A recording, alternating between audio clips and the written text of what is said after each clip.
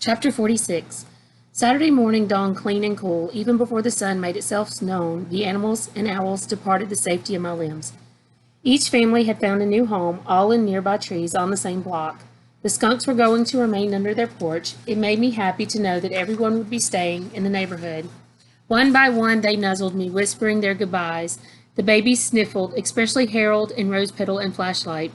The parents tried to put on brave faces, but their trembling voices gave them away.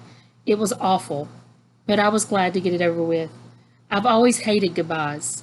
Bongo, for her part, insisted on staying with me to the bitter end. I knew better than to argue with her. By 6 in the morning, Stephen and Samar were sitting together on Samar's porch. By 7, Sandy and Max had arrived. They parked across the street and sat in their cruiser sipping coffee and eating donuts. By 8, 3 local reporters had arrived, armed with microphones and fancy equipment. They took video of the word leave. They talked about its meaning, about how it had changed the feel of a neighborhood. They also talked about me, the doomed Wishtree. I didn't like the word doomed, but I had to admit it was accurate reporting. Francesca came at 8:30 carrying a cup of tea and dragging a small wooden ladder, the one she put out every year for the wishmakers. She went back home and promptly returned with Lewis and Clark on their kitty leashes. They were not cooperative.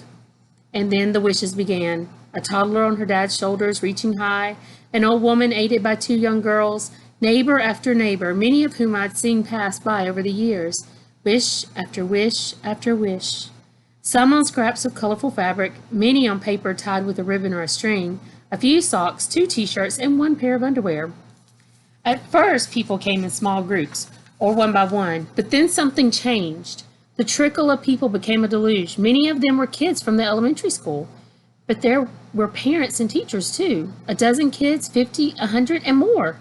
Every person seemed to be carrying an index card. Each card had a hole punched in it with a piece of string looped through the hole. Stephen high-fived many of them, hugged his principals, waved to his teacher.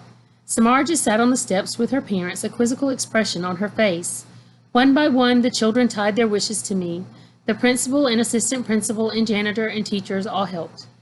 My bowels had never been more laden. My heart had never been more hopeful. Because as each child, as each neighbor, as each stranger placed a wish upon me, they looked at Samar and her parents and said the same thing. Stay.